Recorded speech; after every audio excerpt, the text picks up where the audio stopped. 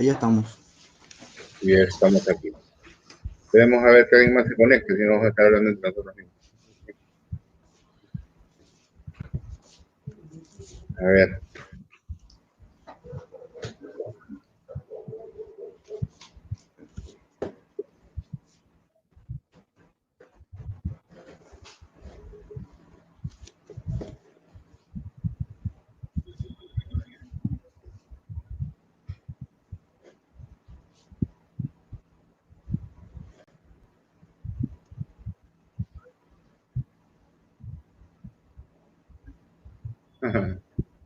Vamos a ver.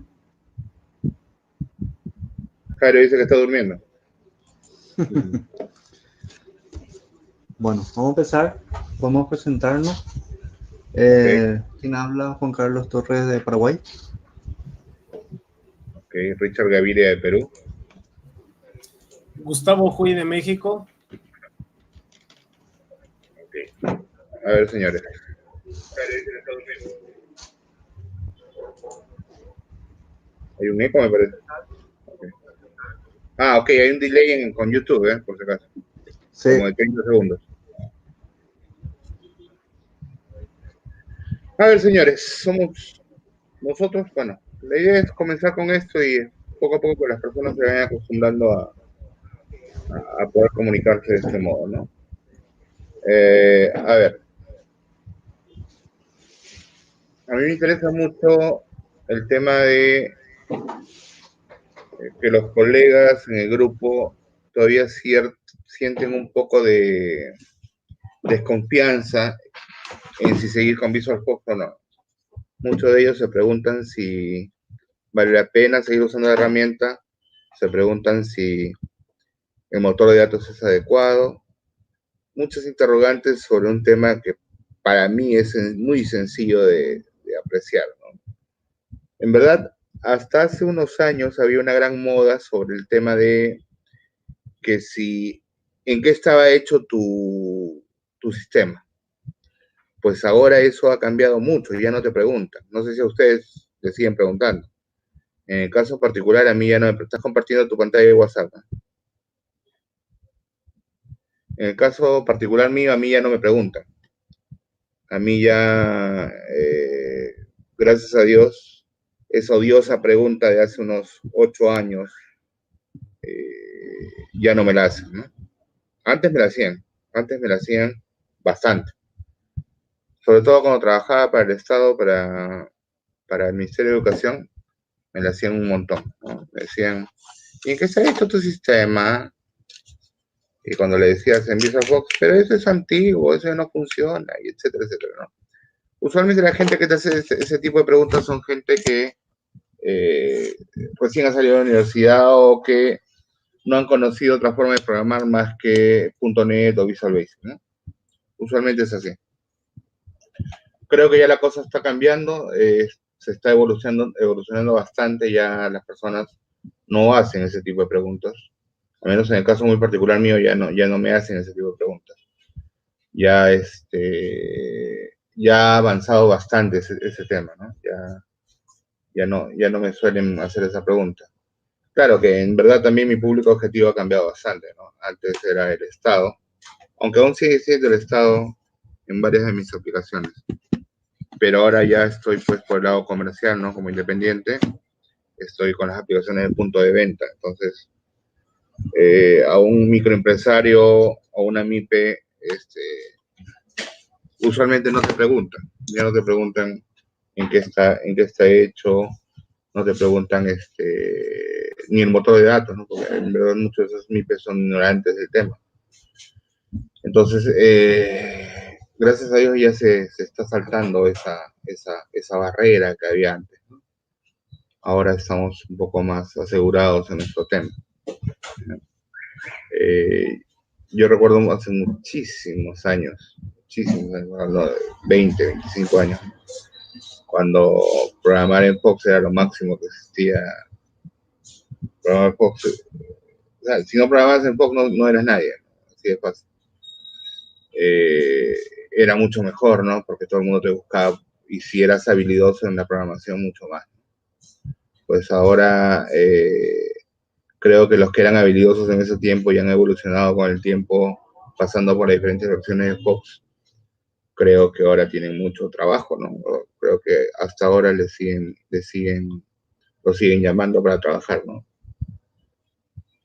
Entonces, yo creo que todavía hay mucho campo por rebanar con Fox, ¿no? Mientras que Windows siga soportando aplicaciones de 32 bits, estamos muy bien. Estamos más que bien, creo yo. Las aplicaciones de 32 bits por un buen periodo no van a desaparecer. Es bien difícil que desaparezca. A menos no lo creo, en unos 10 o 15 años no creo que desaparezca. Tan fácil como eso. Porque primero que la tecnología para producir procesadores a más bits todavía está lejana. Es cara la tecnología para producir procesadores de 128 bits, buses de 128 bits. Por el tema de los nanómetros, no es tan fácil de llegar a poder transmitir más bits por una vía tan pequeñita, ¿no? Por eso que en los últimos años a lo máximo que hemos llegado ahora es 64 bits. Y calculo que entre los 5 años siguientes no van a salir procesadores de 128 ni buses de 128, ¿no? Los buses de datos están limitados al ancho que tiene el circuito para transferir información. Lamentablemente por física no vas a no puedes llegar al punto de solo transmitir un electrón por un electrón y no tienes más. Entonces vas a llegar a eso, ¿no?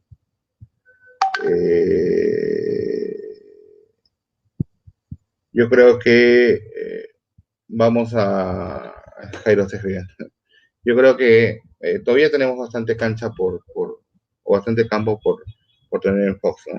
Más aún que ya podemos usar Fox con otros motores de datos. Ya tenemos, en mi caso, uso MySQL desde 2001. ¿Ya? Porque cuando trabajaba para el Estado me dijeron o cambias de lenguaje o cambias de base de datos. ¿Verdad? Me lo plantearon así. Los estándares en este tiempo entré a trabajar en el Ministerio de Educación, me dijeron, los estándares del Ministerio de Educación no permiten que sean DBs. Mentira, todo el mundo trabaja con DBs, sino que me tocó un jefe de informática muy pegado de letra, ¿no? Entonces me dijeron, para desplegar tu solución a nivel nacional tienes que cambiar de base de datos. Lo que no implicó cambiar el lenguaje. Entonces en aquellos tiempos MySQL era pues algo nuevo, ¿no? MySQL no había documentación en Perú. El internet era muy incipiente en aquel tiempo. No había lo que hay en ese momento, no había los manuales, no había YouTube, o sea, no existía YouTube. O si existía aquí en Perú, no, al menos en mi país, no era muy difundido. Entonces, tuve que pues migrar, dejar los DBFs y tuve que cambiar a MySQL, ¿no? Y fue un parto un poco complicado porque no había documentación, nadie te da documentación, o sea, lo poco que había en internet era muy pequeñito y MySQL pues era una propuesta independiente en aquel tiempo por un grupo de programadores que básicamente salieron a partir de Linux y llevaron a MySQL a Windows con todas sus deficiencias. MySQL en la versión 3 no era transaccional.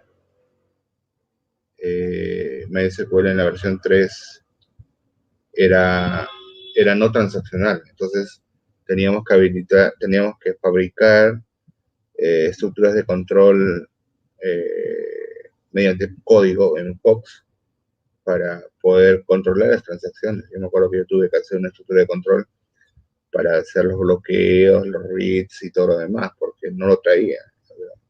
MySQL para Windows simplemente era un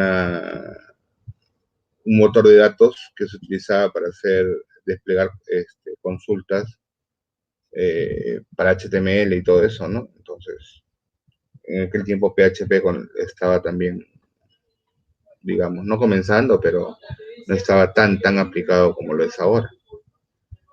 Entonces, por ahí yo pude lograr el éxito migrando a MySQL. pero como les dije, con mucho esfuerzo, ¿no? Ahora es muchísimo más fácil. Ahora hay documentación, hay servidores privados. Ahora, yo desde hace, digamos,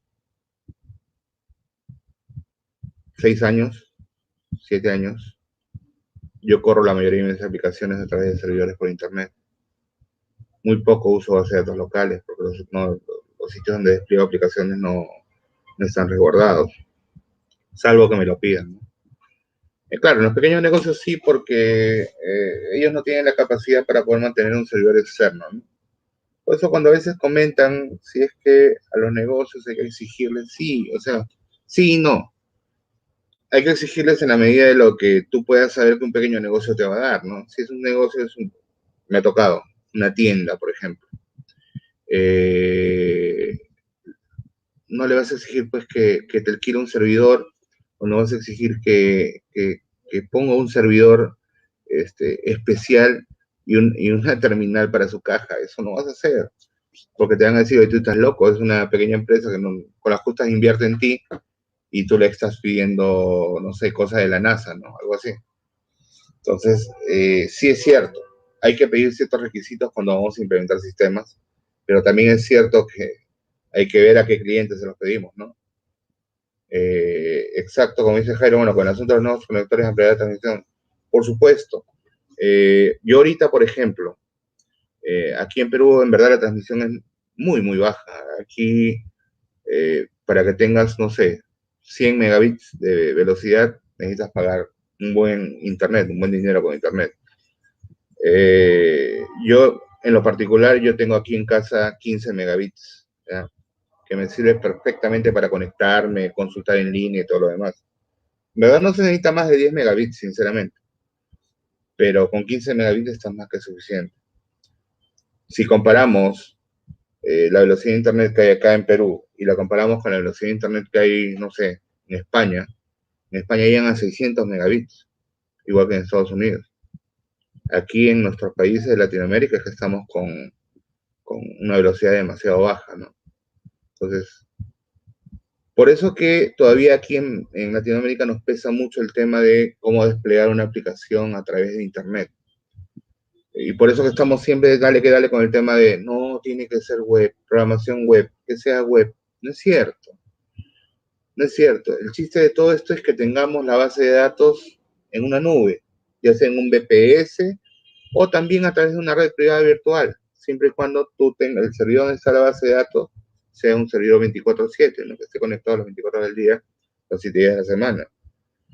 Pero eso de que no, porque web, sí es cierto, la tecnología web tiene para mucho, ha dado mucho, está dando mucho y va a evolucionar más. Pero a veces tenemos nosotros que centrarnos en las soluciones que desplegamos. A ver, a veces a mí me preguntan, ¿no? Sí que la web me permite, no sé, desplegar en múltiples puntos. Sí, VisualCoach también. Que la web me permite que muchos clientes estén conectados. Sí, VisualCoach también. Si es que tiene su motor en la nube. O sea, cuando ya comencemos, o la mayoría de los colegas comiencen a separar su programación por capas, su capa de datos que funciona independientemente en un servidor web, su capa de interfaz de usuario que funciona independientemente de la capa de datos, ¿ya? Su capa de reglas de negocio que funciona independientemente de las dos capas antes mencionadas. En ese punto nos vamos a dar cuenta que sí es posible y que sí es realista desplegar nuestras aplicaciones a través de la red, a través de Internet. Y es más, cuando desplegamos nuestras aplicaciones a través de Internet, hacemos lo que antes se decía o se conocía como peer-to-peer, ¿no? Punto a punto, ¿no? ¿Qué es lo que se sabe en Ares? ¿Qué es lo que se sabe en los servidores de descarga ilegal? Ellos lo que hacían era formaban una gran red a partir de todas las conexiones que habían entre puntos. Ese era el peer-to-peer. Cuando trabajamos con un VPS, ya no hacemos un peer-to-peer. Lo que hacemos es una conexión tal cual como si lo hiciéramos con un servidor web. Lo que pasa es que el servidor web, por la naturaleza de PHP, por la naturaleza de Java, por la naturaleza de HTML, que también se instalan como servidores en el mismo servidor, usualmente donde está la base de datos, hacen que el código que haya en PHP, el código que haya en Java, el código que haya en HTML, se conecte de modo local a la base de datos que tienen instalada en el mismo servidor. En cambio, si hacemos una aplicación web, por internet o con la base de datos por internet, con VisualFox, no es que te vas a conectar de manera local, ahí sí te vas a conectar de manera remota. Por eso que hay colegas que me dicen, no, mira, yo he comprado un hosting y no me puedo conectar. ¿Por qué no te puedes conectar? Porque el hosting no permite el usuario remoto. Entonces, para que tú te puedas conectar por MySQL en el usuario remoto, necesitas el permiso de administrador para poder crear un usuario remoto, si no, no te puedes conectar. A diferencia de PHP, Java y todos los lenguajes web, que lo que hacen es, como se instalan en un servidor, en el mismo servidor de la base de datos usualmente, acceden de modo local.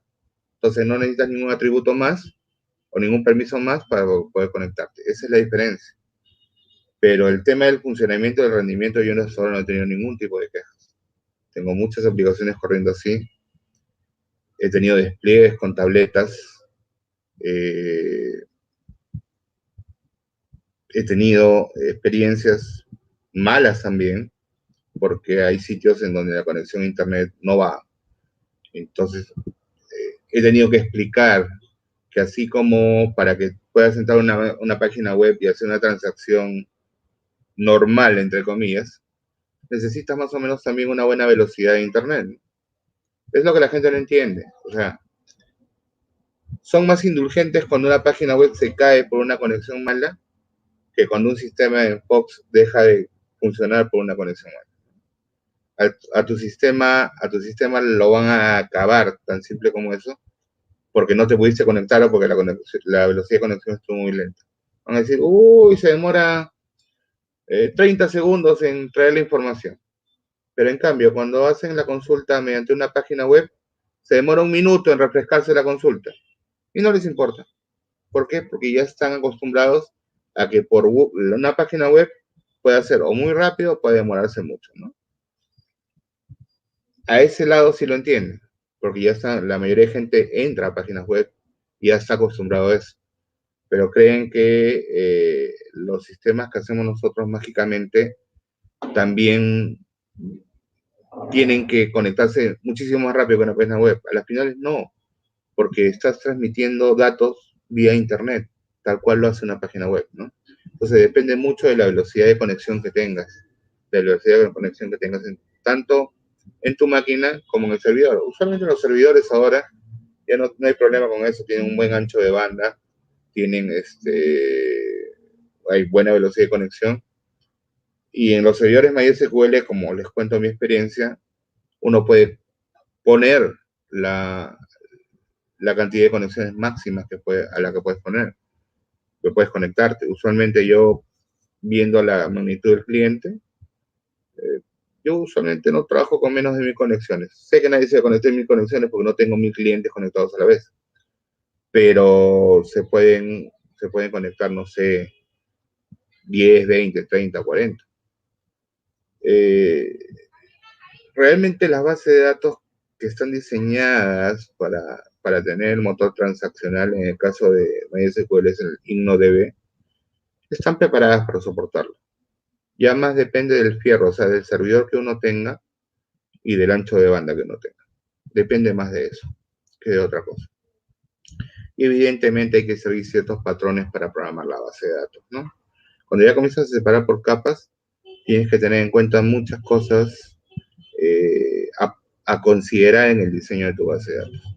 A veces los colegas se asustan cuando uno les dice que hay que diseñar la base de datos. Yo en algún momento hice unos videos sobre migración y diseño de bases de datos. Y muchos se asustaban porque me decían, no, es mucho trabajo, no la voy a hacer. Ya, claro, y se asustan por esta simple razón. Ahorita los voy a poner en pantalla por qué se asustan, ¿no? Una base de datos usualmente puede tener poquita o mucha complejidad. dependiendo de lo que vas a hacer con la base de datos.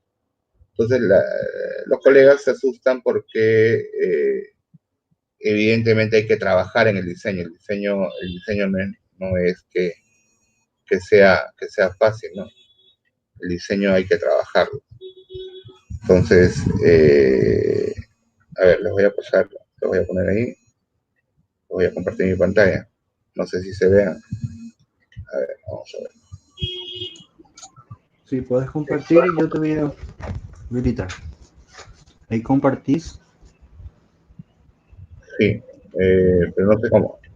Ya, ok. Le das Ya lo vi, compartir, después le das aceptar. Ahí. ya lo vi. Ya lo vi. Ok. A ver, esta es. ¿Ya? Entonces, Sí. esto es a lo que la ven, ¿no? ¿Verdad? Sí, perfecto, Seba. Ya, ok. Esto es a lo que a veces los colegas se asustan, ¿no?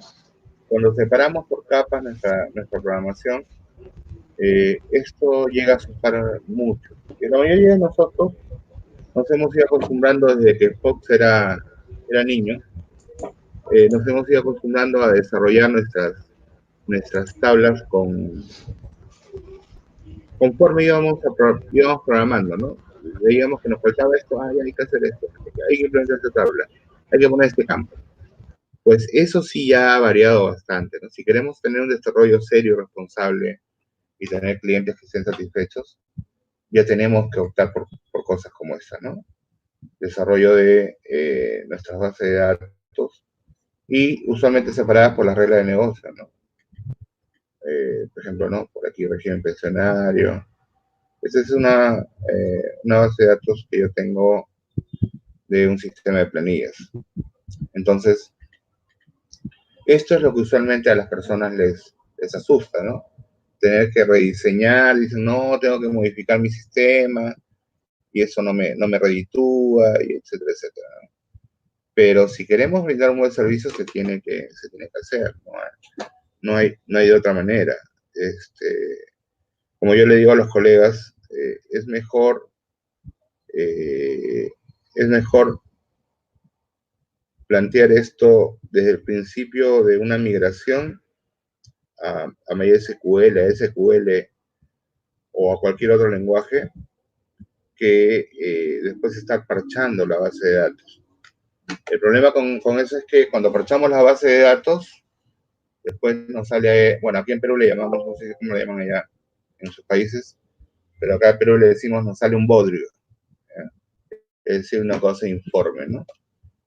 Eh, es mil veces mejor tener nuestra base de datos bien programada, bien estructurada, a después estar improvisando, ¿no? Es muchísimo mejor. Por ejemplo, esta es otra del sistema de ventas, ¿ya? Esta es otra base de datos. Lo que sucede es que acá, como yo tengo varios módulos para el sistema de ventas, hay un módulo para restaurantes, hay un módulo para, para tienda de regalos, otro para comida rápida, etcétera, etcétera. Claro, esto de aquí arriba he estado modificando porque he estado agregando según los módulos. Pero la estructura principal está aquí abajo. Lo de aquí abajo ya corresponde a una versión del sistema y aquí corresponde a los módulos adicionales. Entonces,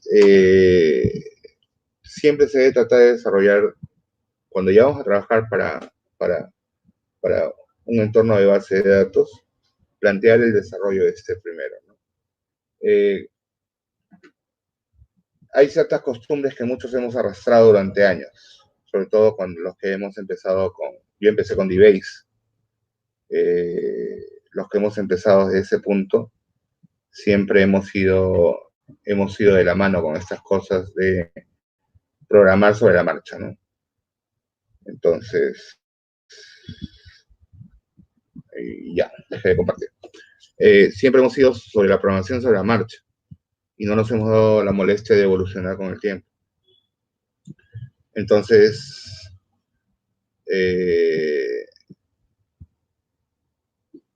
es hora de los que nos hemos quedado, bueno, yo gracias a Dios creo que evolucioné, pero hay muchos colegas que todavía no tienen perspectiva de ir más allá, ¿no? Tienen miedo, en verdad. Tienen miedo, hay mucho miedo a cambiar, pero creo que podemos evolucionar con Fox. Fox tiene para rato. Aunque les digan lo contrario, aunque le digan que es web, no es cierto. Yo tengo muy buena experiencia con el tema. He ayudado a muchos colegas a poner soluciones por internet y sin ningún problema. Entonces, creo que puede ser una buena solución para quien lo quiera, ¿no? Claro, evidentemente, todo el mundo es libre. Si alguien quiere cambiar a un lenguaje web, pues que lo haga, ¿no? Pero si no quieres cambiar y quieres mejorar en tu programación, pues puedes, no sé, contratar un MySQL, un SQL, un Firebird. Firebird no es malo, Firebird es muy bueno, pero lamentablemente no tuvo el desarrollo que debió tener. Yo creo que debió haber dado para más. Creo que todavía lo siguen actualizando, pero no está como MySQL, ¿no? MariaDB. MariaDB Sí. es una espectacular solución de los creadores de MySQL. No sé cómo hicieron el contrato de venta con Oracle, pero MariaDB ha usado como base la última versión de MySQL y a partir de ahí ha ido evolucionando de forma independiente. Y ha cesado el desarrollo bastante cercano a MySQL. Yo pienso que es porque jala al público objetivo de MySQL. Lo que no me gusta de MariaDB es que ahora tiene un instalador muy invasivo. Tú instalas MariaDB y cualquier otra cosa que instales encima de MySQL va a reconocerlo como MariaDB. Entonces hay que hacer una desinstalación completa y todo lo demás. Pero en verdad, MariaDB es muy bueno. Es tan bueno como MySQL. Postgres es otra solución espectacular. A mí en lo particular, a mí no me gusta usar mucho. ¿Perdón? Te puedo hacer un código adicional acerca de MariaDB, que es algo que muy poca gente conoce.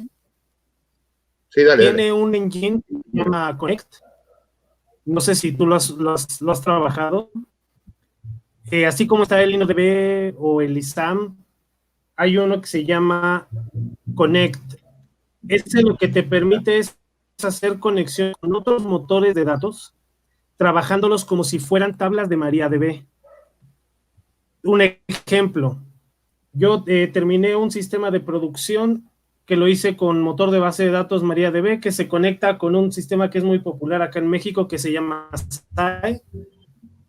Utiliza Firebird, y yo tenía que sacar las existencias y los pedidos de SAI, y luego sacar la mercancía que iba a utilizar para producción, y luego ingresarla.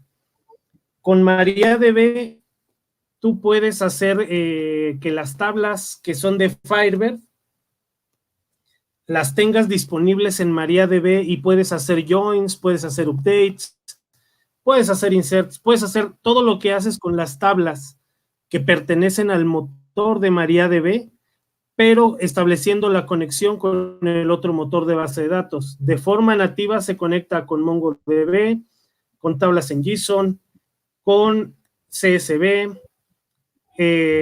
no recuerdo alguna otra, son como 10 motores que trae, con DBF se conecta de forma nativa también.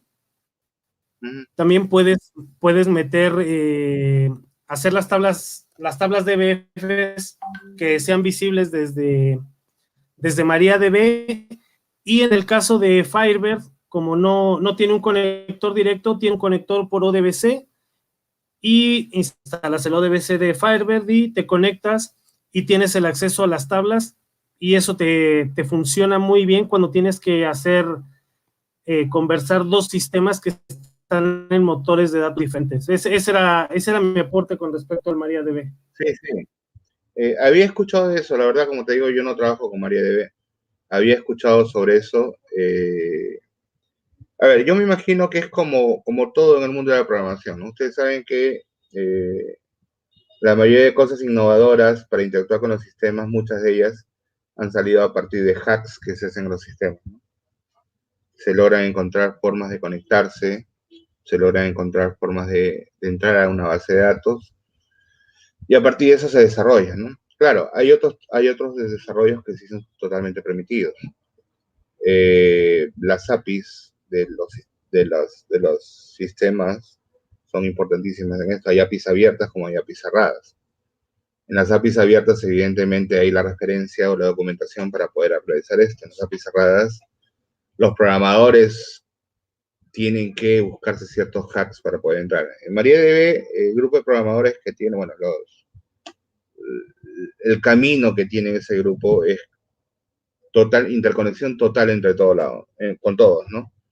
En MySQL, a partir de que pasó a Oracle, se cerró un poco en ese lado. ¿Por qué? Porque Oracle lo que quiere vender es Oracle, en verdad. Y MySQL lo ponen para mantenerlo porque la comunidad lo tiene. Pero hay una versión de MySQL por la cual se paga. La Enterprise de MySQL usualmente va 2 o 3 versiones hacia adelante, ¿ya? Y la Community va 2 o 3 versiones abajo. Aunque ahora ya estamos en una buena versión de Community donde hay muchas cosas para poder interactuar. Inclusive lanzaron no le quiero llamar programa, digamos un plugin para interactuar con Excel, por ejemplo. Uno desde Excel puede explorar base de datos de MySQL, puede traer información y puede insertar información. Ya existe eso, antes no existía. Antes teníamos que bancárnoslas con el tema del CSV, básicamente, CSV y los otros formatos para importar. Pero sí, bueno, MariaDB sé que has tenido un desarrollo bastante importante. Hay ciertos aspectos de MariaDB y MySQL en donde ya se separaron. Por ejemplo, en MySQL ahora sí se permite en vistas, se permite la anidación de subqueries. Antes no se permitía, cosa que no se permite en MariaDB todavía. Anidación de subquery en vistas. ¿Por qué? Porque eso implica un mayor consumo de procesador del fierro del servidor donde está instalado. Entonces, antes no, la verdad, a partir de la versión 8 para arriba ya se permite. Hay desarrollos en el modelo de datos que, claro, en el modelo de datos planteado se veía bien, pero a la hora que lo sincronizabas a la base de datos no te lo permitía. Así como muchos aspectos de seguridad que han cambiado, ¿no? Ha cambiado el aspecto de seguridad en el tema de que ahora se pueden encriptar los accesos. Ya puedes configurar tu MySQL para que te supervise las contraseñas que tú pongas. Ya te va a pedir que pongas no menos de 8 caracteres, usar una minúscula, usar una mayúscula, usar un carácter especial, etcétera, etcétera, ¿no? Ya está cambiando la cosa. Yo hace un tiempo publiqué una rutina para poder conectarse a MySQL con solo una DLL. ¿Ya? Esta DLL, a partir de investigación, por eso le digo, a veces sin querer hacerlo tenemos que hacer ciertos hacks a las cosas, ¿no? Entonces, a raíz de una investigación que yo hice sobre el tema de cómo conectarme a MySQL, logré aislar del paquete que traía el conector, el ODS 5, 5.3 me acuerdo, creo que era. Logré aislar la DLL que hacía la conexión y logré encontrar las entradas de la DLL. ¿Ya? Y logré hacer el registro de las DLL, una sola DLL. Entonces, eso a mí me amplió mucho el panorama porque yo podía distribuir aplicaciones todo en uno, es decir, compiladas en un solo ejecutable con todo adentro. Y a la hora que se instalaban, lograba desplegar la DLL de conexión, lograba hacer el registro en Windows para que funcione esa DLL y me evitaba hacer la instalación del conector ODBC, ¿ya? Y eso hasta ahora funciona. El problema es que con estas restricciones de contraseñas ya más sofisticadas, hay que agregar otros componentes. Entonces, ya MySQL se está separando un poco de la forma de funcionamiento de MariaDB. MariaDB yo le veo muchísimo futuro. le veo muchísimo futuro. Sé que la parte comercial también está entrando en ellos bastante, pero son dos opciones muy valiosas que tenemos para que nuestro POX siga viviendo. POX no va a dejar de vivir, eso ténganlo muy claro. A menos, yo no creo que dentro de los 10 años siguientes POX vaya a caer. Y en lo particular yo seguiré programando hasta el tiempo en que las computadoras ya no permitan 32 bits. Y eso es bien difícil. Como comentaba hoy en la mañana, hay cajeros automáticos. La mayoría de cajeros automáticos aquí en Perú, y yo creo que en la mayoría de otros sitios, funcionan con procesadores de 32 bits. La mayoría de puntos de venta de tiendas son computadoras minimalistas. 32 bits, 2 GB de RAM. ¿Por qué? Porque su única función va a ser vender. Vender e imprimir un ticket. Esa es su única función. ¿Por qué? Porque lo demás lo hace un servidor de datos. En el tema de los cajeros automáticos lo mismo. Su única función es controlar una maquinita que te entrega billetes y te da un voucher. Es su única función. El resto lo maneja un servidor de datos. Entonces, para los colegas que siempre andan con el tema de, ay, ¿hacia dónde voy a ir con Fox? Fox me va a servir, no me va a servir, en un futuro va a funcionar, no va a funcionar. No, es cierto, sí va a funcionar. Hay muchas opciones. Que me piden que se interconecten 4 sucursales. Sí, conéctalas. Usa un motor externo. Usa un MySQL, SQL, lo que puedas pagar. MariaDB, que no es de paga. MySQL, que no es de paga. Úsalo. Lo puedes usar. Lo tienes a disposición gratis. ¿Ya? Entonces, no caigamos siempre en el derrotismo. No usen PHP. Sí, es cierto. Tenemos que evaluar para qué lo usamos, ¿no? Si, por ejemplo, a mí me piden una solución para, no sé, me piden una solución para una tienda. Evidentemente, no tengo más que darle que una aplicación que me pueda conectar a otra. Tan simple como eso. Si me piden, no sé, me piden, a ver, que sea una página web, evidentemente tengo que usar un PHP, tengo que usar un Java, tengo que usar un .NET, porque tengo que programar una página web, porque me la están pidiendo específicamente. Pero si me piden un sistema de base de datos que pueda interactuar, ni hablar, ¿no? Ahora, que Microsoft esté probando las próximas versiones Windows Core, sí. Microsoft ha logrado ahorita, en este momento, separar. Antes Windows era un todo. Es decir, venía la interfaz gráfica, venía el kernel, que es el núcleo de Windows, venían los servicios integrados, las APIs integradas y todo lo demás. En las próximas versiones, Windows va a separar el kernel o el core, va a poder ser distribuido de manera independiente de lo demás. Y lo demás vas a poder agregarlo según tu necesidad. Es como lo que hace Linux, en verdad. Linux en algunas versiones distribuye el kernel y, por ejemplo, no te distribuye el entorno gráfico. Simplemente te distribuye el entorno a modo de texto, para que tú por comandos puedas programar o puedas instalar lo que quieras. Entonces Windows se está proyectando para ese lado. ¿Por qué? Porque están muy interesados en el IoT. ¿Ya? No sé si están familiarizados con el concepto, que es Internet of Things, el Internet de las cosas. Porque están viendo que el mercado es que todo dispositivo pueda conectarse a Internet, ¿no? Entonces, por ahí está yendo el desarrollo de Windows. Pero eso no quita que vamos a seguir teniendo nuestras versiones de Windows que corren nuestros ejecutables, nuestros ex. Windows, sí, así Rick, también como evolucionó el tema de las tabletas, que ahora vienen muchísimas tabletas con Windows y Microsoft no se ha vencido todavía, no se ha sacado de la cabeza que ellos quieren ese mercado de móviles.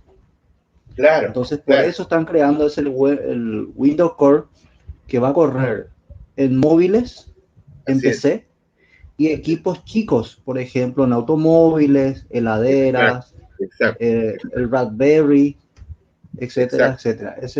Quiere sacar ese mercado que tiene Android, quiere sacarlo un poquito, y por eso había comprado Motorola. Motorola también no ha muerto todavía. Está siguiendo vivito y coleando. Y yo creo que más allá de sacar del mercado Android, lo que quiere es ingresar al mercado para competir con Android. Creo que ese es el punto, ¿no? Miren, yo acá tengo yo uso ese tipo de tabletas, ¿ya? Sí. Tabletas con Windows, ¿no? Que Y evidentemente muchos colegas preguntan también, ¿verdad? este tiene la El versión famoso. completa de Windows, ¿no?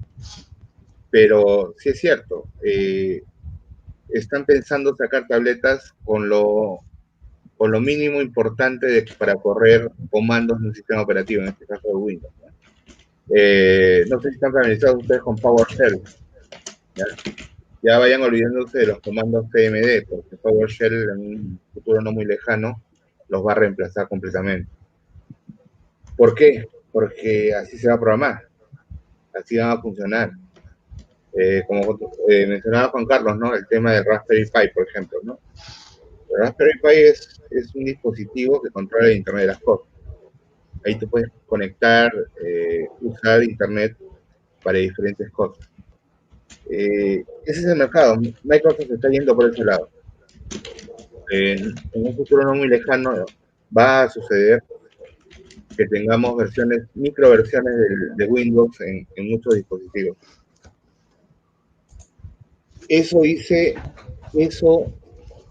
A ver, tienen que tener muy en cuenta que el que sea Windows no quiere decir que va a correr nuestras aplicaciones exe, ¿eh? Porque mucho depende de la arquitectura del procesador, ¿ya? La mayoría de estas tabletas van a seguir siendo ARM, ¿ya? No van a cambiar. La arquitectura va a ser arquitectura móvil. No nos confundamos, ¿eh? El hecho que que tengamos tabletas con Windows ahorita completas no implica que en un futuro lo que salga sean tabletas con Windows completos. Eso no es cierto. Lo que van a salir son tabletas con procesadores ARM, con el núcleo de Windows, pero corriendo bajo ARM. Lo que implica que no van a poder ustedes correr un exe. Porque para que ustedes puedan correr un exe, el procesador tiene que tener arquitectura x86, ¿ya? Porque si no, si lo quisieras correr en un procesador ARM, tendría que ser emulado, ¿ya? No va a ser directo. La arquitectura del procesador implica muchísimo sobre qué lo vas a correr, ¿no? Entonces, sí es cierto, va a correr un Windows, pero va a ser un Windows más tipo Android, ¿no? Un Windows con los servicios necesarios para poder correr aplicaciones tipo scripts, aplicaciones de algún modo móviles, ¿no? Pero no va a correr ejecutables, no vuelen en la cabeza que van a correr los exe. Probablemente Microsoft se idee algunas cosas para poder ejecutar cosas así. Un momentito, JC, dame un segundito, ahorita regreso.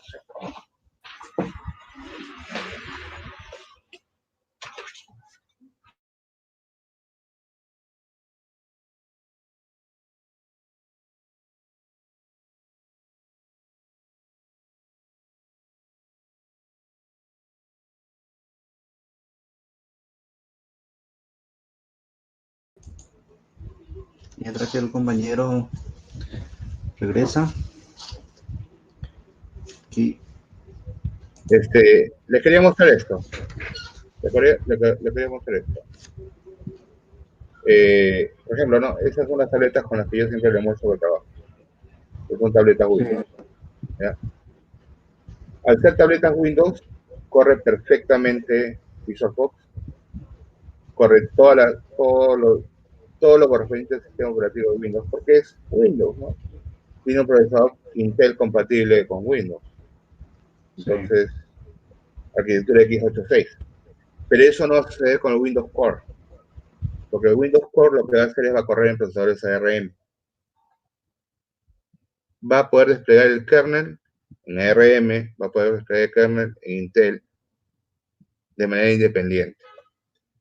Lo que nos va a proporcionar la posibilidad de poder correr nuestros exes son las APIs de Windows. Arquitectura x86 y las APIs de Windows. Entonces, no confundamos, hay muchos colegas que me dicen, no, pero vamos a trabajar en tabletas. Sí, vas a trabajar en tabletas, pero probablemente no compatibles con tus ejecutables. Por eso es que cuando unos clientes a mí me piden en el sistema de restaurantes que tengo, me dicen, quiero trabajar con una tableta. Ok, cómprate una tableta Windows, ¿no? A la final es lo mismo, va a gastar casi lo mismo que una tableta normal. Es más, esa tableta de aquí me costó $100. ¿Ya? Y viene con su teclado, touch y todo lo demás. Y trabaja con el sistema que yo hago. O sea, funcionan de manera normal. Entonces, como les digo, no hay que perder la perspectiva al respecto de cómo en el futuro se van a desplegar esas aplicaciones. Yo sí creo que tenemos mercado para rato, sí creo. ¿Ya? Creo que en algún momento se va a acabar, sí se va a acabar en algún momento. No lo veo cercano, pero en algún momento se va a acabar. Cuando se superen los 128 bits y ya dejen de hacer la compatibilidad con los 32 bits, se puede acabar. ¿Ya? Para eso, de repente ya podremos utilizar el compilador de 64 bits de este programador chino, Chen creo que se llama, ¿ya? Que tiene un compilador de 64 bits. Entonces, si sucede eso, tenemos más tiempo para usar nuestras aplicaciones. Entonces, a veces los colegas que son pesimistas y dicen, no, que todo es web, pues no es cierto. No pierdan el optimismo, sigan desarrollando, sigan programando igual. Fox ha pasado por ¿cuántos años? Yo comencé a programar en Fox desde que tenía, en Fox netamente desde que tenía 17 años. Comencé en DBase desde los 15, creo. Y yo tengo 45. En su cuenta cuántos años tengo programando en Fox. Que conozco otros lenguajes, pero me siento súper comodísimo con Fox. Y algo muy importante que yo siempre recalco, no nos quedemos en el tiempo. Si queremos que nuestros clientes consuman lo que nosotros les damos, evolucionemos en los gustos de las interfaces gráficas de los clientes. Los clientes ahora están muy acostumbrados a la interfaz gráfica de celular, interfaz gráfica web. Entonces, brindémosles en nuestra solución algo similar, ¿no? Hoy en el grupo publicaron una aplicación con interfaz gráfica de color negro que me gustó muchísimo y que también está hecha en Fox, no sé quién lo publicó. Y eso está genial, ¿no? Que la gente vaya evolucionando y vaya creando la necesidad de nosotros de preguntar, ¿en qué lo hiciste? Y con grata sorpresa que te digan en Visual Fox, ¿no? Eso es bonito. Así que tratemos de también ir con esto, ¿no? Eso es un punto Vaya saliendo la gente poder... de lo clásico, ¿verdad? De diseño clásico. Exacto, ¿no? Exacto. Yo entiendo que a veces hay que programar muy sencillo, sin gráficos, por el tipo de cliente que vas a tener, ¿no? A veces hay clientes que tienen equipos completamente antiguos y que no te van a soportar un sistema con muchos gráficos, por ejemplo, ¿no? Pero hay clientes que pues... Tiene que ser equilibrado. No mucho, ni muy poco tampoco. Exacto. Yo el otro día le decía a uno de los clientes que tengo, ¿no? Le decía, oye, y tú, yo te voy a poner el sistema de ventas, ya, comida rápida. Y tú ¿tienes computadoras o vas a poner computadoras nuevas? Y me decían, no, yo ya tengo computadoras. Ah, ok. Entonces, le digo, ¿me puedes enviar las características de tu computadora? Sí, cómo no, que por acá, que por allá. Ya. A la hora que me envía las características de sus computadoras, eran dual core. ¿Ya? Con Fox tenemos la posibilidad de que podemos hacerlo hasta con una Pentium, ¿no? Evidentemente. Sí. Pero si vamos a consumir datos pesados, si vamos a ponerle gráficos a una dual core, la vamos a reventar, literalmente. ¿Ya? Entonces, es por eso que a veces hay clientes especiales en los que hay que programar una pantalla simple para que no tenga mucho esfuerzo en cuanto a su terminal. Y muchos de ellos son gente pues, que no quiere invertir, no quiere invertir en soporte, ¿no? Y no los critico porque al final ese es su negocio. El negocio es producir dinero. Esa es la clave de un negocio. Entonces, comentaba en el grupo, ¿no? Que a veces no les quieren pagar soporte, sí, pues, no les van a querer pagar. Por eso también Microsoft no puede proyectar cambiar un Windows a 64 o cambiar toda la estructura, porque en el mundo hay miles y miles de empresas que tienen aún XP, Windows 7, y apenas ahora están cambiando a Windows 10. ¿Por qué? Porque los Claro, equipos necesitan más potencia, ¿verdad? Entonces no le podés exigir. Así que máximo hasta hoy día está Windows 10, el que está más proyectado ahora. Ahora empezaron a vencer las licencias de Windows 7, que ya no dan soporte, pero se vieron obligados de continuar con muchas empresas y que van a seguir pagando, así como escuché Alemania, va a seguir pagando las licencias para poder tener soporte, porque en toda su estructura de gobierno tienen Windows 7. así es. Y más aún, justo como se comentaba en la tarde, ¿no? Usualmente los bancos que manejan cajeros automáticos, esos bancos tienen Windows XP, la mayoría de ellos. Sí. El otro día mandé una fotografía de aquí en Perú, hay un supermercado que se llama Totus, ¿ya? Ellos manejan su sistema operativo en sus cajeros, son Windows XP, ¿ya? Sí. Entonces, claro, a veces nosotros como programadores decimos, no, están locos, ¿cómo van a seguir usando Windows XP? ¿Cómo van a usar Windows 7? No es tan loco. No, La pero inversión que les debería cambiar el sistema operativo es gigantesca. ¿Ya? pueden tener 30.000 equipos o mucho más, ¿verdad? Exacto. Entonces, la inversión para ellos es descomunal. Entonces, ¿qué prefieren hacer? Cuando son equipos conectados a una red con salida, les ponen firewall físicos. Les sale más barato que hacer todo el cambio completo, ¿no? Entonces, lo que hacen es ponen en su conexión a internet de todo un grupo de terminales, ponen un firewall físico. Entonces se evitan el problema de los hackeos, ¿no?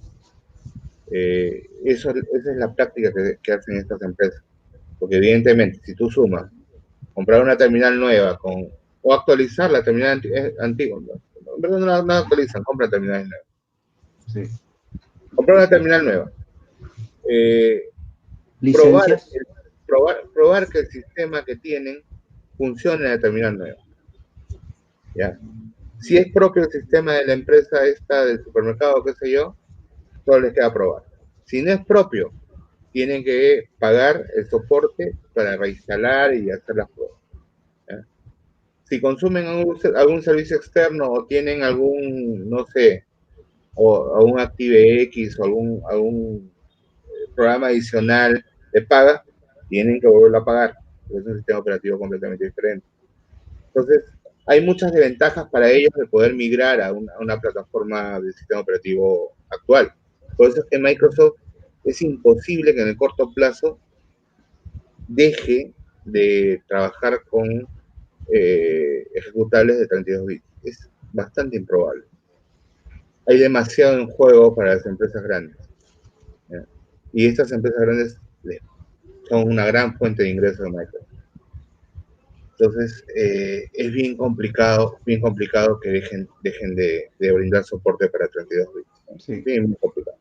Entonces, señores, para los que están en duda todavía, ¿sí? Y el compañero que está en México, ¿cómo está la perspectiva y los equipos también ahí en México? ¿Cómo lo ves? ¿Cómo lo ves, Gustavo? Cuéntame. Acá la verdad es que es muy diferente. También viví en Chile y también es bastante diferente el tema. Sigue habiendo todavía ese de ¿en qué está desarrollado? ¿Qué vas a hacer? Y creo que realmente hay que migrar a web en algún momento, porque así como tú dices, oye, lo quiero usar en una tableta, te tienes que comprar una tableta con Windows, pero tiene que tener procesador Intel. Claro. Y eso realmente, a lo mejor, o sea, por lo que veo es que tú tienes mucha experiencia, muy buena reputación, y por eso, creo que por eso también ya tienes tanto éxito al momento de vender. Porque eso yo creo que lo pueden decir muchos de los colegas que están en el grupo, que muchas veces llegas y te dicen, si no es web, ya no lo quiero, o tiene acceso a través de una app, aunque tengas tu sistema de escritorio y que funcione, y que, oye, pero es que necesito vender en internet, necesito que mis clientes puedan conectarse a través de mi sitio web y que puedan consultar su estado de cuenta. Claro. O sea, yo creo que sí tenemos que ir evolucionando. El sistema de escritorio no va a morir, porque es el sistema más efectivo para ERPs, sistemas contables, porque es más rápido, siempre y cuando, digamos que ahora sí que esté bien programado, porque a veces, aunque tú tengas tu servidor fuera en una nube que sea muy rápida, si no está optimizada tu programación, puede ser lenta. Correcto. Ese es realmente el tema, y bueno, también por eso es que el tema del Web con Fox, que es el tema con el que yo desarrollo en Web con Fox Pro desde el 2003. Ajá, Lo desarrollé desde 2003. La verdad es que lo que estoy tratando de hacer un poco más de vida a los desarrollos. ¿Por qué razón? Porque utilizas prácticamente el mismo código que tú tienes en tu aplicación de escritorio, lo puedes usar en la web, todo lo que es el backend, conexión a bases de datos, reglas de negocio, todo eso lo puedes utilizar sin mayor inconveniente. Obviamente tienes que rediseñar tu parte gráfica, que eso es algo que tú tienes razón, que siempre tenemos que ir evolucionando en nuestros diseños, porque si te quedas en la aplicación que hiciste en el año 2005, 2008, pues obviamente va a llegar la competencia, y solamente porque es más bonito te pueden quitar a tu cliente, ¿no? Exacto. O sea, yo creo que sí, el tema, a como yo lo veo, es que tienes que tener un híbrido entre tu aplicación de escritorio y tu aplicación web. Llegaste a un punto que yo quería llegar. A ver, en algún momento yo he tenido clientes difíciles, ¿no? Que así como a ti te han dicho, oye, ¿sabes qué? Yo me gusta tu aplicación. Y ahí también voy a tocar otro punto importante también, ¿no? Que no solo es mostrar la aplicación. Pero ahí, eso lo toco después. Me dicen, sí, pero quiero, no sé, quiero ver desde mi celular, quiero consultar mis reportes de venta, por ejemplo, ¿no? Yo le digo, ok, no hay ningún problema. Ten tu sistema de escritorio para hacer tus ventas, tu punto de venta y todo lo demás. Y ten esta aplicación para Android para consultar tus ventas. O por último, en algún momento,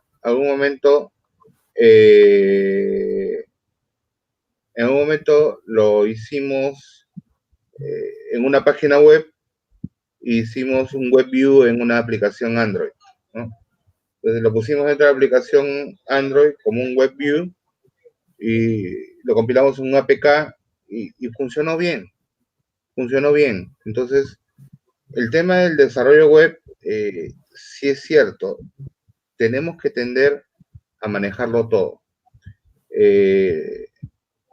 Van a haber clientes complicados que te van a pedir esas soluciones, ¿ya? Y tienes que poder proporcionarse.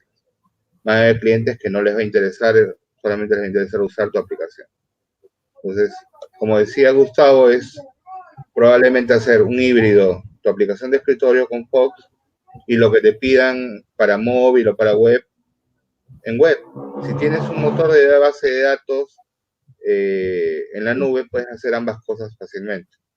Puedes usar tu sistema con Fox y puedes crear un adicional como consultas en una página web.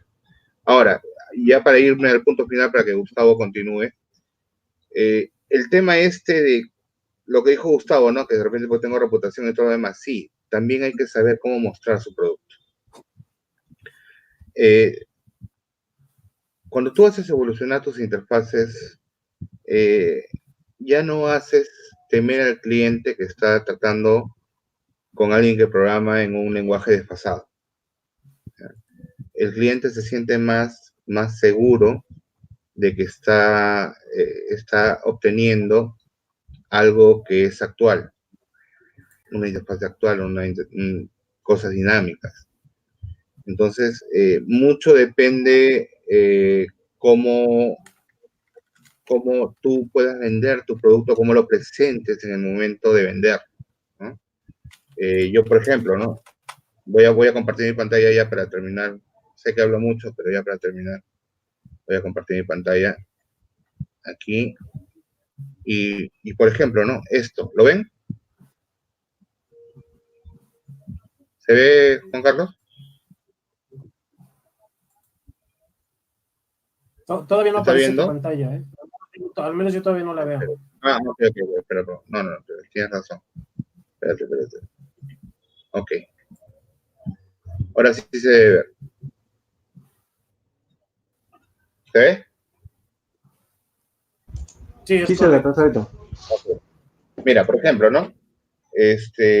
Yo muestro este sistema, que lo muestro usualmente en un monitor touchscreen, y pues no voy a tener ninguna dificultad porque se ve mucho más actual de lo que se ve en muchos sistemas que están en el mercado, ¿no?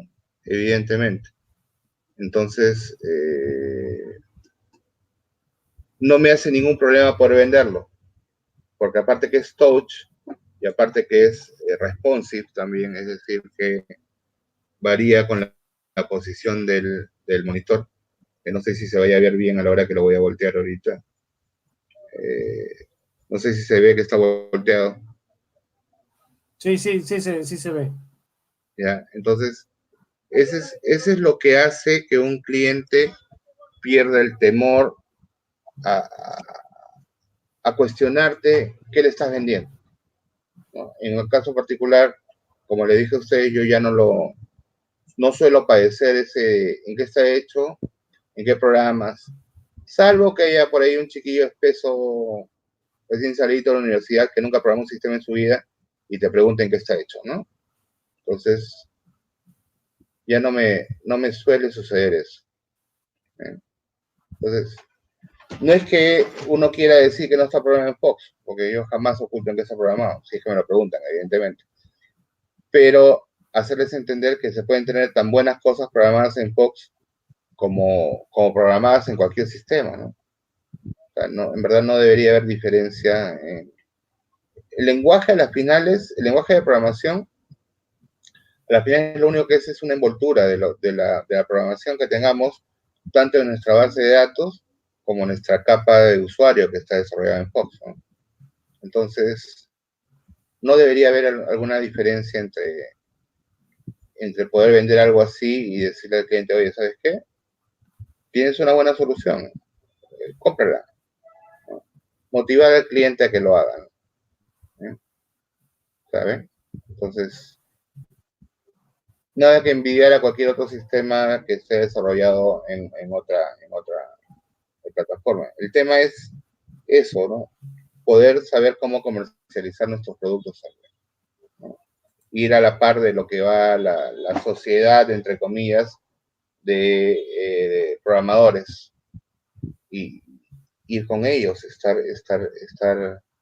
no ser menos, ¿no? No ser menos que eso. Entonces creo que eso también influye bastante en el tema de por qué ya en lo particular a mí no me preguntan en qué está hecho, ¿no? Ya saben que es un motor externo, que es MySQL y que es una interfaz agradable y fácil de manejar, ¿no? Intuitiva. Entonces, mucho va por ese punto, mucho va por el tema de que tú sepas exponer tu producto, ¿no? y que a la primera que te digan, oye, no, Fox es un sistema viejo, antiguo, tú puedes decir, oye, aguanta, aún no has visto lo que te estoy ofreciendo, ¿no? Y poder revertir con lo que tú estás mostrando todo aquello que se tiene como traba mental de lo que es Fox, ¿no? Lo que ha perjudicado a Fox han sido los mismos programadores de Fox. Gente que ha desarrollado aplicaciones muy mediocres y que necesitaban soporte inmediato, agarrar la DBF y modificarla directamente. Eso nos ha perjudicado a nosotros mismos. Muchísimo, muchísimo, muchísimo. Eso ha traído que Fox tenga tan mala reputación. Yo sí estoy de acuerdo en que sí en un momento vamos a tener que avanzar, ¿no? Avanzar, no sé si totalmente en web. Yo sí soy partidario de las aplicaciones híbridas. Yo desarrollo en Java, tengo desarrollos en PHP, programo para Android nativo. Entonces, yo no tengo ningún problema en eso. Me gusta Fox, porque, a ver, el ejemplo que le ponía un día a un programador, a un jefe de sistemas, me decía, ¿pero por qué sigues programando en Fox? Digo, a ver, yo tengo programando en Fox más de 25 años de experiencia. Le digo, cuando tú vas a un lingüista que tenga 3 años de experiencia en el lenguaje que domina, o vas a un lingüista que tenga 25 años en el lenguaje que domina. ¿A dónde vas? ¿No? Es lo mismo para la programación. ¿A dónde vas? ¿Vas a con alguien que tenga mucha experiencia en el tema, o vas a alguien con que sea un nuevito programando, sea el lenguaje que sea? ¿No? Eso también hay que venderle al cliente, hay que hacerle entender. Lamentablemente en esto hay que tener tanto experiencia para programar como experiencia para mostrar tu producto, para venderte a ti mismo. Entonces, en verdad está en nosotros, ¿no? Pero hay que evolucionar. Y este de Web con Fox me parece espectacular. Gustavo, creo que no va a ser la primera vez que vamos a entrar al tema. Creo que hoy comenzaremos con una presentación de lo que tienes con Web con Fox. Y creo que para los siguientes podcasts podemos ir agregando más de tu presentación. En verdad, ese podcast, tú sabes que gracias a Juan Carlos que lo motivó ahora, estamos en esto, ¿no? Creo que más adelante, cuando hayan más colegas que vean los podcasts, vamos a tener más cobertura, ¿no? Pero me parece bastante interesante que estemos avanzando con esto. Así que, Gustavo, te dejo para que avances o para que expongas lo tuyo. Y en un momento espero que se animen a transmitir por su cámara web. No hay ningún problema. No todos somos feos, así que no hay problema. En mi caso es porque tengo una conexión de 3 megas, acá en su casa llega súper poca, entonces o transmito video o transmito mi voz, entonces... Audio. Sí, dale. Un poco bueno, básicamente el tema de Web con Fox es muy simple, es darle, ¿qué te gusta? Tú hablabas de 5 años más que le veías a Fox de vida. Yo creo que con Web con Fox puedes darle 10, 15 años más, porque dejas de depender de las estaciones de trabajo. Empiezas a depender solamente de tener un servidor, que incluso puede ser virtualizado, y pues todo corre ahí. Realmente no hay...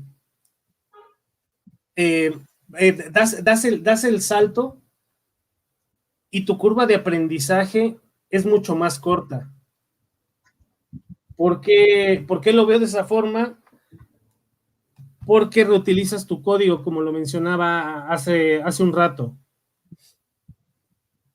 Si tú no me lo puedes negar, digamos, Rick, la curva de aprendizaje a PHP es un poco más compleja porque el lenguaje es diferente y lo principal, la forma de manejar los datos de PHP es algo terrible, porque son arreglos, sobre arreglos, sobre arreglos. Claro. Cuando en Fox, por ejemplo, con Webcom Fox, tú haces tu select a tu DBF o a tu base de datos remota y tienes tu cursor y lo tratas como un cursor, lo manejas en Fox Pro. Claro, acotando aquí el tema de PHP, ¿no? Tengo algo de experiencia también en PHP y sí es cierto, la forma de desplegar en PHP es totalmente diferente a lo que se hace en Fox. Y el tema va más por ahí, como lo que tú decías, ¿no? Cuando ya tienes un motor de base de datos transaccional como MySQL, cuando ya has trabajado con eso, de repente PHP se hace un poco más sencillo, ¿ya? Pero si nunca has trabajado con eso y has trabajado solo con DBFs, se hace muy complicado, ¿ya? En PHP lo que te retorna es un result set, que le podíamos llamar, un conjunto de resultados, pero no te lo retorna como un cursor, Correcto. te lo retorna como un arreglo, como tú dices, ¿no? Entonces hay que manejar, recorrer el arreglo según el índice que tiene para traer los elementos a la pantalla, ¿no? Eso básicamente es PHP. Entonces, sí es cierto, la curva de aprendizaje de alguien que trabaja con DBF a PHP es sumamente más complicada que aquella persona que ya utiliza un motor de base de datos transaccional para pasar a PHP. Es más fácil. Pero nada, sí es cierto lo que estás diciendo, completamente de acuerdo en que la curva de aprendizaje es un poco más compleja, ¿no? Así que Pero también... Te voy a decir que la verdad hasta ahora no he podido ver la solución que tienes, pero por los comentarios que tengo, se ve como una buena opción para seguir adelante. Así que sigue, disculpa la que te haya cortado, pero sigue contándonos sobre lo tuyo. Ok, sí, mira, sin ningún inconveniente. Mira, básicamente de lo que te decía, yo llevo años, yo programo desde que tenía 9 años, ¿no? Somos dos. Empecé con un Atari. Y yo empecé con Commodore 64. Yo con Atari 800 XL totalmente incompatible. Basic nomás. El tema aquí es que la verdad, hasta el momento yo no conozco otro lenguaje de programación que maneje tan bien los datos como Fox. Correcto. O sea, el que tú me digas .NET, PHP, Delphi, el que tú me digas, no sé si alguno de ustedes conoce otro lenguaje que maneje mejor los datos. Yo creo que esa es la bondad principal de Fox, que está orientado a los datos. Su fuerte son los datos. Por esa razón lo compró Microsoft para después matarlo, ¿no? Por su orientación a los datos. ¿Por qué? Porque todo lo manejas como cursores, todo lo manejas como tablas nativas, no importa dónde te conectes. Todos son tablas nativas, al final terminan siendo tablas nativas. Entonces, pues digamos que hay que aprovechar esas bondades. De hecho, no sé cuánto tiempo tengamos más, Juan Carlos. Juan Carlos. Dependiendo de ustedes. Hay mucho tiempo. Okay, mira, yo en este caso, aprovechando que Rick no ha visto la solución, me gustaría mostrarles un poquitito de cómo funciona, ¿no? Dale, de acuerdo. Me encantaría verlo. Una salsa. Dale. A ver. Estoy viendo el tema del compartir pantallas. Dale, hay dos advertencias, dale si no. Aunque no, sí, es que estaba buscando para compartir nada más la pura ventana para no hacer tanto inconveniente. Aquí ya me avisan cuando la puedan ver. Ahí ya está, ¿cierto? Ya está. Sí, ya está. Ok, mira, esta es la página del curso que estamos dando en YouTube. En este caso, aquí tengo el listado de las páginas que están. No se confundan con la extensión porque eso me pasa mucho. Yo le puse ASP para darle una personalidad, pero la extensión es total y absolutamente personalizable. Puedes ponerle incluso hasta el nombre de tu empresa si quieres como extensión y va a funcionar.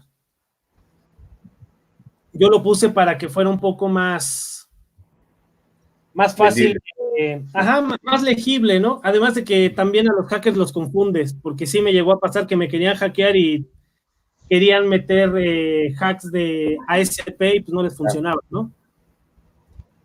Aquí, mira, por ejemplo, voy a editar un poco el código de una tabla de países, que fue el ejemplo de la semana 2. Tenemos al principio lo que es el código HTML, que es el que estoy marcando ahorita. Y luego tenemos el delimitador para decir que esto es código de Fox.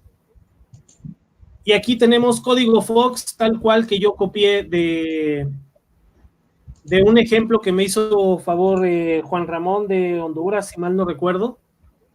Me mandó un formulario en Fox con su código.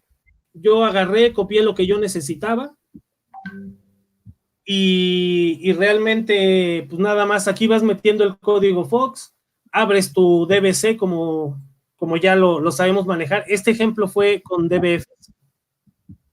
Aquí yo tengo el programa con sus procedimientos que él ya tenía, que me los mandó junto con el proyecto, la variable que está generando. Aquí está el código que yo agregué para web, que aquí yo lo que estoy haciendo, estoy trayendo los valores de las peticiones que están, que manda la página web, digamos. Y aquí hago mi select de mis tablas, y aquí viene mi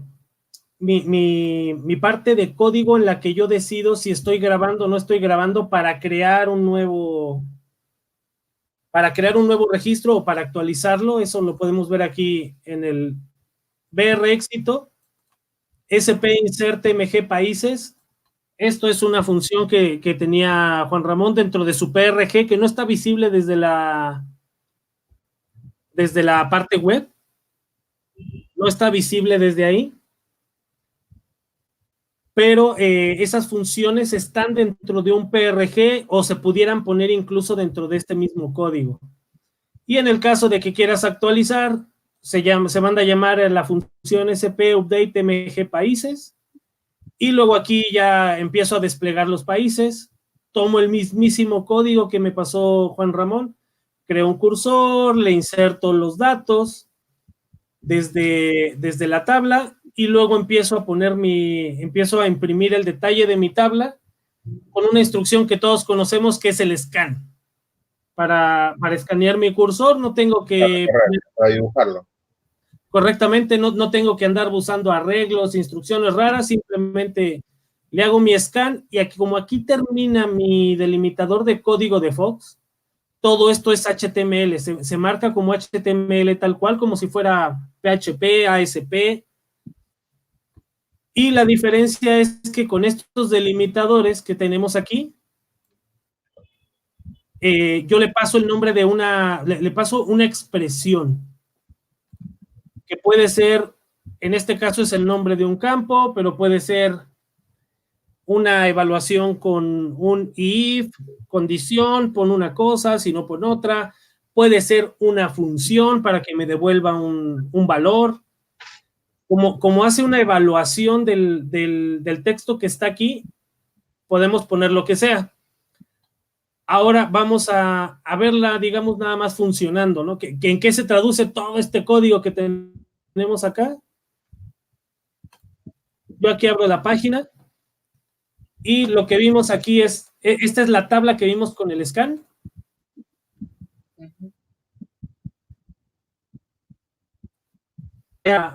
Base, FFF, pruebas, etcétera. Australia, se usaba en el curso, eso me da gusto que esté la gente entrando. A Perú, vamos a ponerle, no sé, Nicaragua, puede ser, ya está, no, ya está Nicaragua. Vamos a ponerle Estados Unidos. Aquí al momento de que yo doy grabar, realmente, como estos ejemplos son muy sencillos, yo sé que, por ejemplo, para Rick esto puede ser de de palitos 1, de plastilina 1. Pero, el objetivo de este curso que estamos dando en web, para que le pierdan el miedo a programar en web, y no importa si usan web con Fox o si se quieren ir a PHP o a Python o al lenguaje que gusten, que entiendan el concepto de la programación web y cómo puedes ir trabajando y mejorando toda tu programación, reutilizando tu código, en este caso si utilizas web con Fox. En este caso te está muy sencillo, vuelvo a cargar la página y aquí yo ya tengo Estados Unidos cargado acá. Todo es muy simple. En este caso, los ejemplos quiero ir subiendo la complejidad semana a semana. El video de la semana pasada ya fue con Firebird. No me voy a meter tanto al código ahora, pero aquí ya es cuando haces uno nuevo, en vez de que cargue la ventana, te abre una modal. Si quieres editar, te abre la modal también y te trae los datos para que tú lo puedas editar, ¿no? La ventaja que tiene esta es todo tu código de Fox Pro de tu backend, lo puedes utilizar aquí rapidísimo. Este ya está con Firebird, tiene un objeto que está dentro de todos estos proceduros que él ya tiene. Tiene declarada la clase SQL Database y la podemos ocupar tal cual dentro de Fox. Ocupar el text2 SQL, o sea, el text2, perdón, solamente con el flags 1, tiene que ir ese parámetro para que funcione correctamente. Y todo este código de Fox, yo lo copié del proyecto que me envió un colega de acá de México que maneja Firebird. Lo copié tal cual sin yo conocer absolutamente nada de su código. Lo copié y lo migré a web. Y la verdad, en me tardé a lo mejor 2-3 horitas porque había cosas que tenía que ir arreglando porque con Firebird no estoy muy familiarizado, en especial en el manejo con Fox. Pero la ventaja es que con esto puedes ir migrando tus formularios a web rápidamente y puedes además hacerlos híbridos.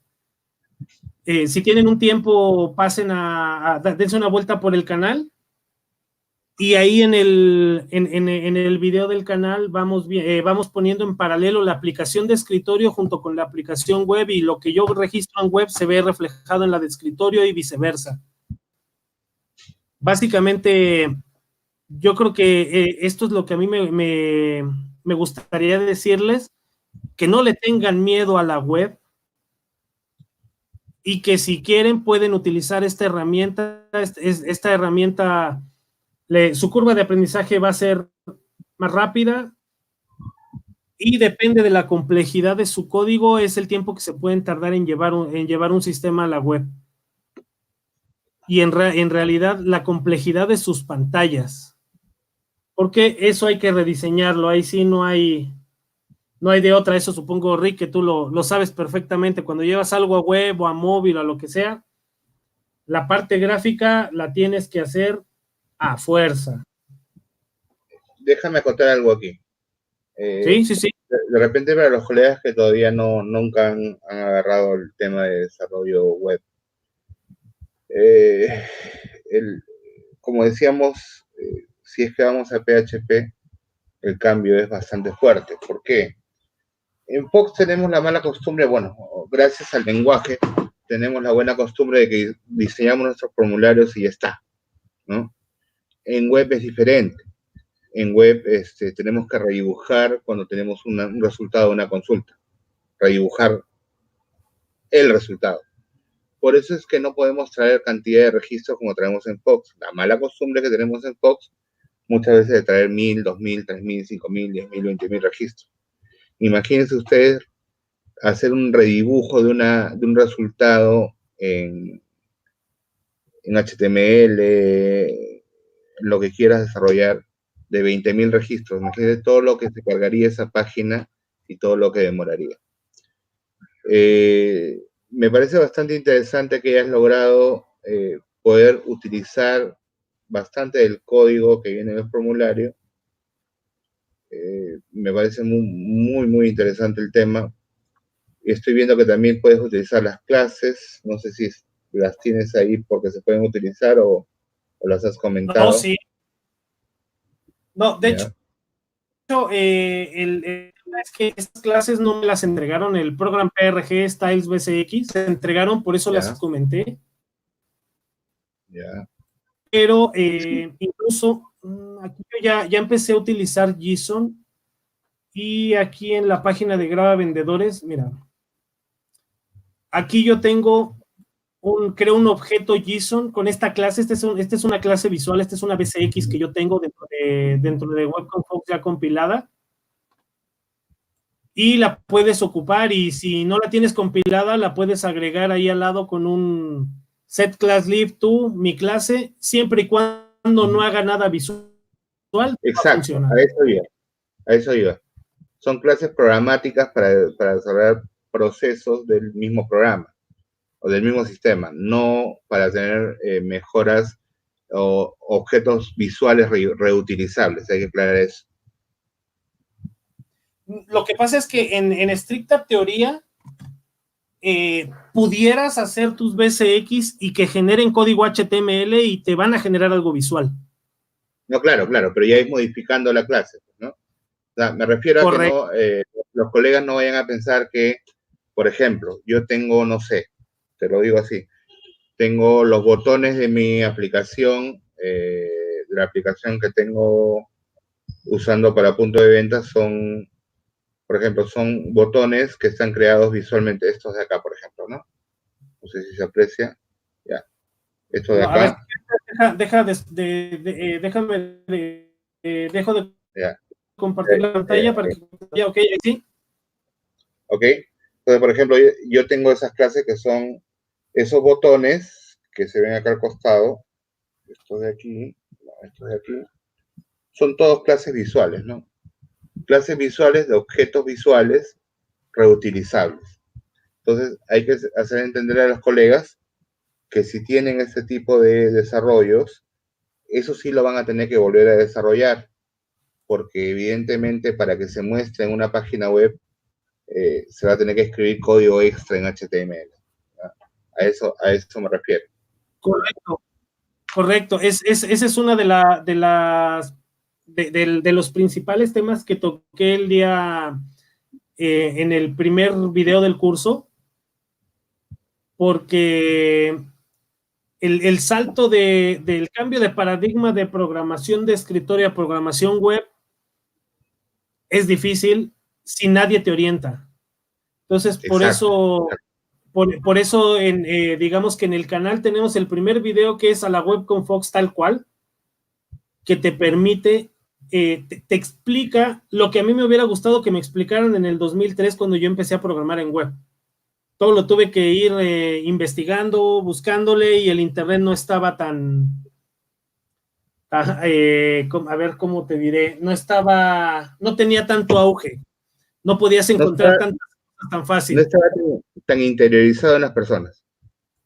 Correcto. Entonces, la verdad es que eso es lo que yo quiero lograr con el curso, que puedan hacer el cambio de paradigma, que puedan entender lo que es la programación web, y si se animan el tema de Web con Fox, la verdad es que les puede simplificar mucho la tarea de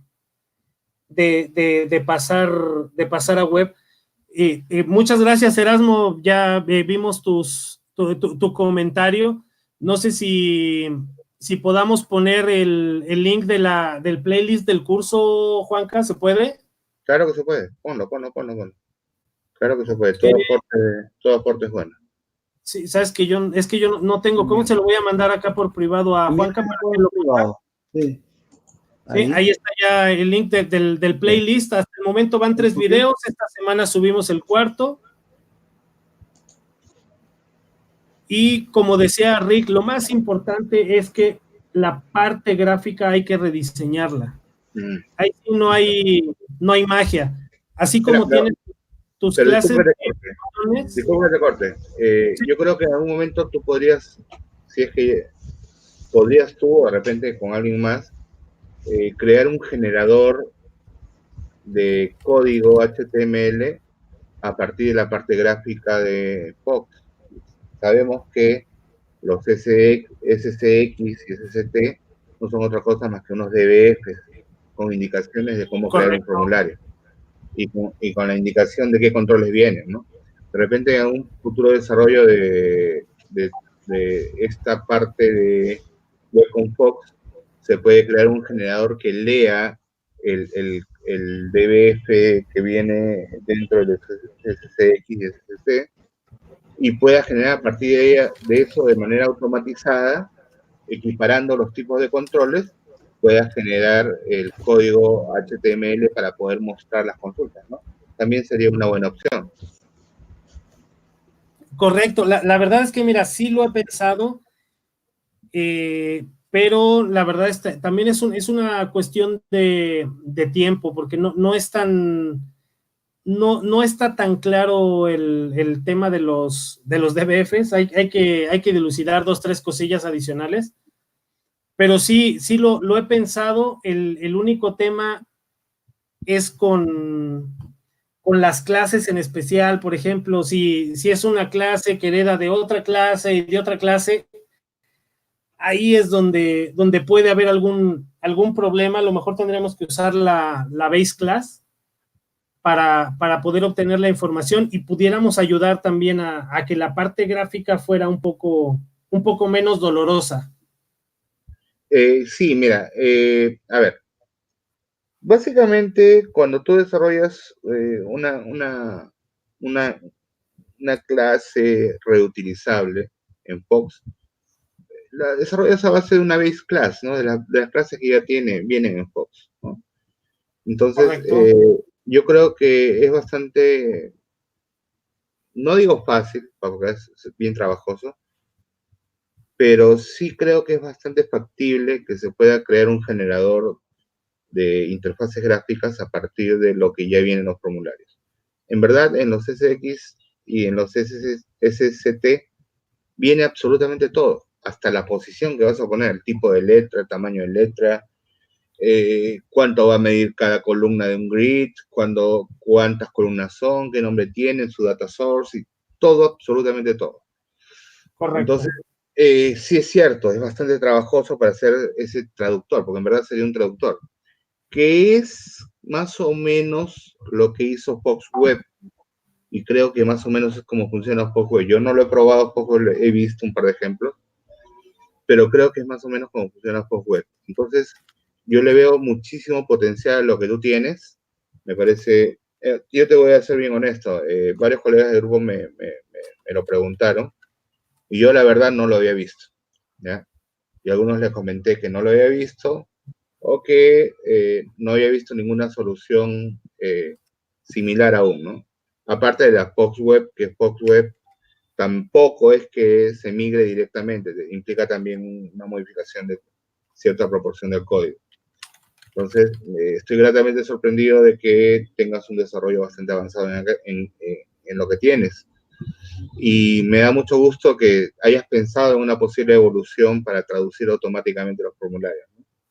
Como tú dices, el problema aquí es que los colegas que no están acostumbrados a web todavía les va a costar un poquitín escribir código HTML, pero no es nada que no se pueda aprender. Yo creo que todos estamos si programamos, si hacemos un sistema, todos estamos en la capacidad de aprender. Entonces, a mí me parece súper interesante, y es más, te voy a contactar en la semana para conversarlo esto, porque me interesa bastante que esto sea una posible solución para aquellos colegas que todavía están luchando con el tema de que les piden aplicaciones web, ¿no? Lo que sí me gustaría también en un momento conversar contigo es acerca del despliegue en servidores, el tipo de servidor que instalas, el motor y varias cosillas que van relacionadas con el tema, ¿no? Pero nada, me parece interesante y continúa porque, no sé, Juan Carlos, ¿cómo vamos de tiempo? Llevamos 1 hora 34 minutos. No creo que nadie vaya a querer ver en repetición 1 hora 34 minutos. Ya tenemos que comenzar a también medir nuestros tiempos. Creo que hablé demasiado en la primera parte. Y planificar mejor nuestra agenda de transmisión. Pero Claro, nada, vamos a ir puliendo. y yo creo que lo llevamos hasta 1 hora y 45 puede ser, y ya la próxima nos vamos moderando un poco más, ¿te parece? Claro que sí. También invitar a los colegas a hacer invitaciones, entonces de repente vemos los temas y así le damos ánimo también a los colegas para que se sumen a esta mesa de diálogo, que es bastante provechoso y muchas ideas para ir progresando. Correcto, correcto. Pues yo por el momento creo que puede ser demasiada información en este momento, ¿no? Para la gente que lo está viendo, para la gente que va a ver la repetición, pero creo que sí está muy buena esta idea. Pudiéramos irlo repitiendo. Como te digo, yo cada semana estoy subiendo un capítulo más del curso de A la Web con Fox, y podemos ir viendo a lo mejor si gustan más a detalle y en vivo, o podemos incluso hasta migrar un formulario sencillo en vivo, ¿no? Porque al final yo lo que subo, ese es el resultado, que a veces me puede llevar media hora o 20 minutos o me puede llevar 2 horas, pero podemos agarrar un formulario sencillo y hacer una migración en vivo de cómo nos conectamos. Podemos agarrar, por ejemplo, conectarnos a una base de las que tú tienes en la nube, Rick. Ya, ok.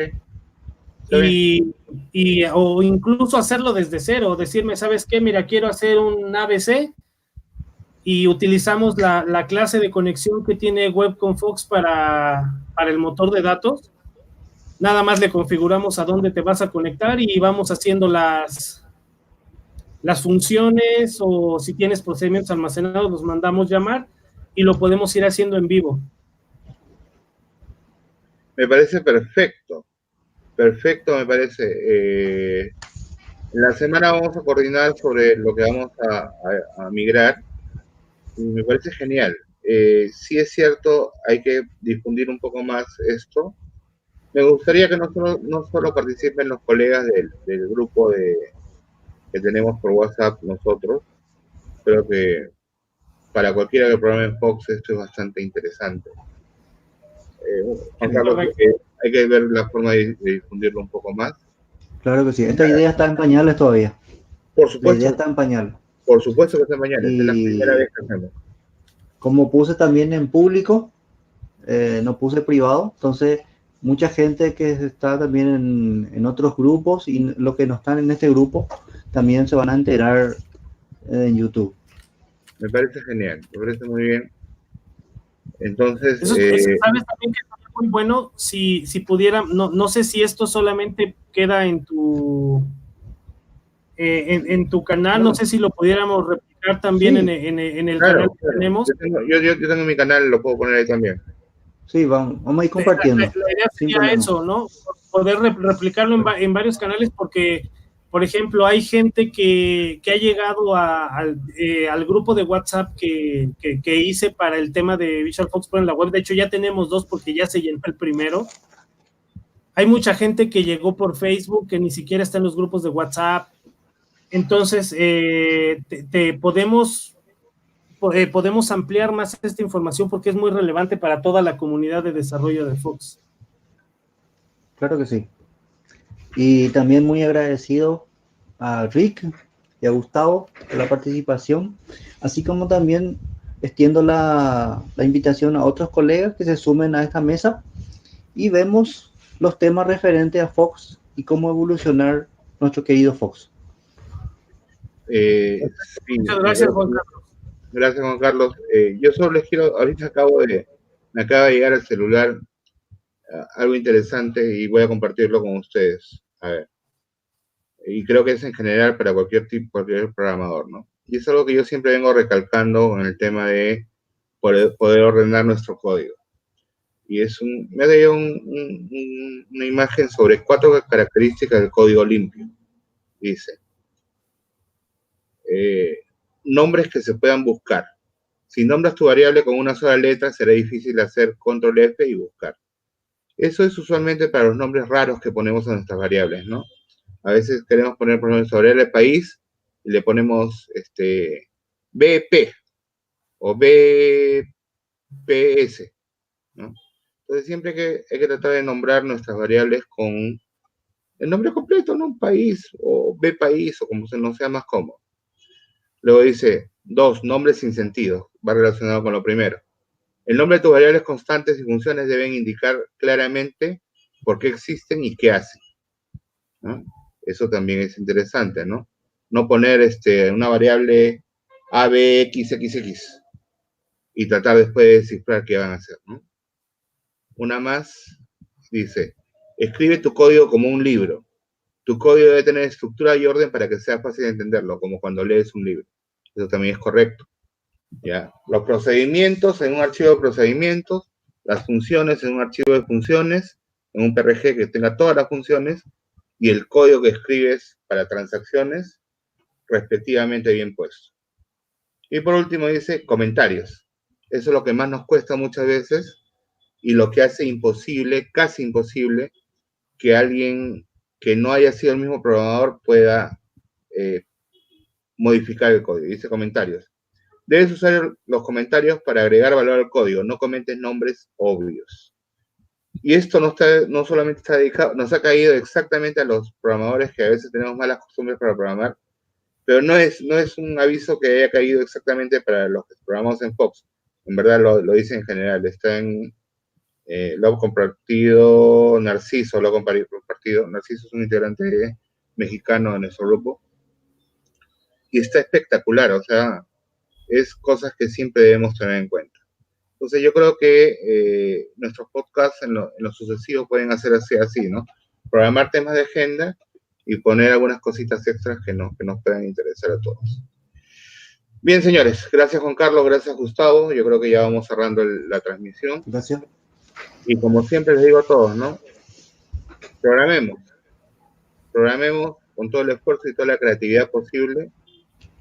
No temamos, el zorro tiene para rato y, como siempre digo, larga vida al zorro, señores. Nos vemos hasta la próxima transmisión. Muchas gracias. Buenas noches.